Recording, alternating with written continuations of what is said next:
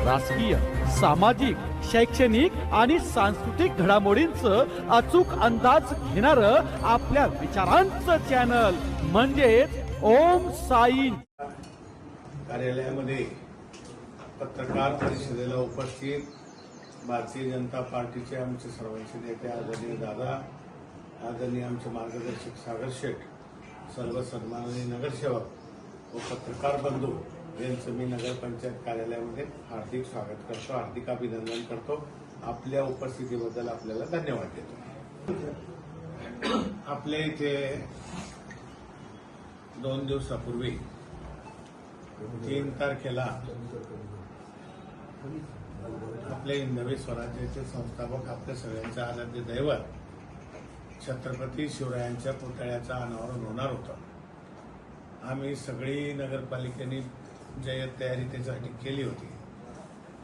पत्रिका वगैरे छापून सगळ्या आमंत्रण देऊन वैयक्तिक माझ्याकडच्या भोजनाचे आमंत्रण सगळ्यांना गेले होते. परंतु दुर्दैवाने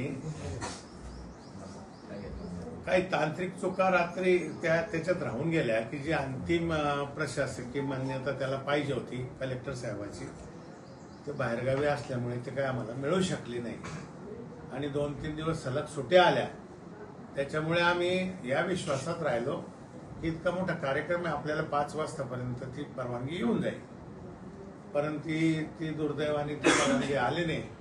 मग रात्री 9-9:30 वाजता आम्हाला हे सगळं कळलं की परवानगी नाही आणि त्याच्यामुळे तो दुर्दैवाने कार्यक्रम रद्द करावा लागला. आणि कार्यक्रम रद्द करत असताना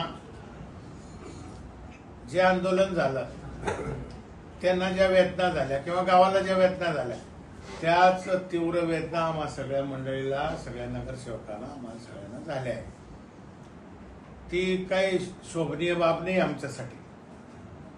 आणि म्हणून या घटनेच्या बाबतीमध्ये आम्ही काही कार्यकर्त्यांना, आंदोलन करणाऱ्या कार्यकर्त्यांना दादाच्या जीनमध्ये बोलवून घेतलं होतं. सागर शेठ होते, मी होता, धीरज होते, सगळे नगरसेवक होते. दादांनी प्रचंड समजावून सांगण्याचा त्यांना प्रयत्न केला, पण ते काही ऐकण्याच्या मनस्थितीत नसल्यामुळे ते ऐकण्याच्या मनस्थितीत नसल्यामुळे ते तिथे या करून बसले. मग त्याच्यानंतर आम्ही तिथे गेलो, दादा गेले, मी गेलो, सागर शेठ होते, आमचे सगळे शांताराम बापू, सगळे नगरसेवक होते, सुनील होता. आणि त्यांना आम्ही दोघींनी विनंती केली, म्हणजे यांनी तर इतकं टोकाचं बोलले त्या ठिकाणी की बा आता तुमचे पाय पडून घेऊ का मी? झाली चूक आम्ही मान्यच करतोय ना, चूक झालीच. मी सुद्धा जरी ते शिवच्या संबंधीचा विषय असला तरी नगरपालिकेचा प्रमुख या नात्याने माझी जबाबदारी होती. मी 2-3 चुका मान्य करून घेतल्या. म्हटलं भाऊ तुमच्या समोर मी उभा आहे, आता आमची चूक झालीच आहे. ते वातावरण बरंच निवडलं त्या ठिकाणी. परंतु दुर्दैवाने काय झालं याच्यामध्ये, ते आंदोलन थोडंसं बाजूलाच राहून गेलं आणि त्याला राजकीय वळण त्याच्यात लागून गेलं.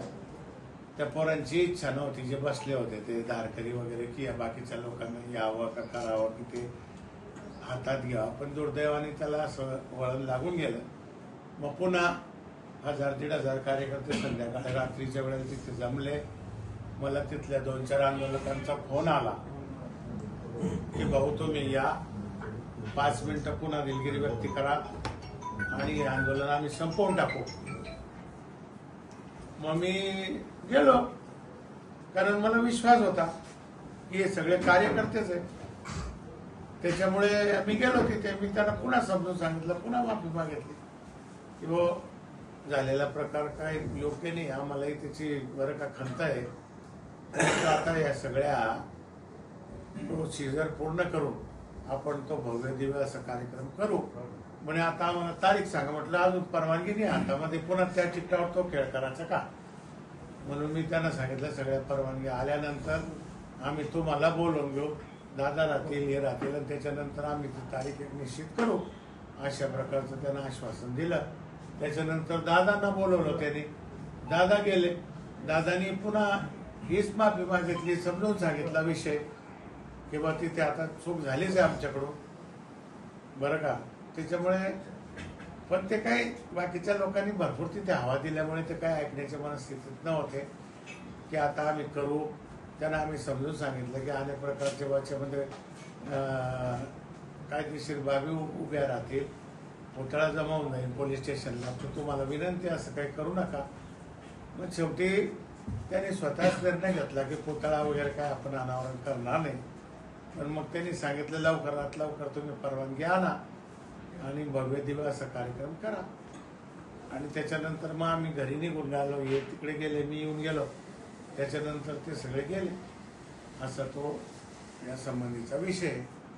आणि याच्यामध्ये छत्रपती शिवरायांच्या पुतळ्याच्या विषयी कोणामध्ये या हिंदू तर सोडा, मुस्लिम समाजामध्ये सुद्धा अनादर नाहीये. अनादर नाही, सगळ्यांना प्रचंड आदर आहे महाराजांचा. ते आपलं जीवशकंठस्य विषय येतो. त्याच्यामुळे बरं का असं जाणून बुजून करण्याचा विषयच येत नाही. आम्ही 5-7 दिवस तिथे सगळे आमची मंडळी, सगळे नगरसेवक त्या ठिकाणी थांबले, रात्रंदिवस काम केले, पत्रिका लिहिल्या. असं कोणी जाणून बुजून करणार नाही.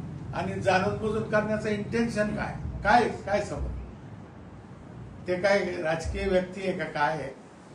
एक ईश्वराचं स्वरूप आहे छत्रपती शिवराया, ईश्वराचं स्वरूप आहे, दुसरं नाही का. त्याच्यामुळे त्यांच्याविषयी काय असण्याचं कारणच नाही. त्याच्यामुळे पुन्हा मी आज पत्रकार परिषदेमध्ये नगरपंचायतच्या वतीने पुन्हा दिलगिरी त्या विषयाची व्यक्त करतो की ते आमचं चुकलंच आहे, चुकलंच आहे. आणि मला कोणाच्या विषयी काही आक्षेप नाही, कोणाच्या विरुद्ध मला काही बोलायचं नाही. आलं का लक्षामध्ये?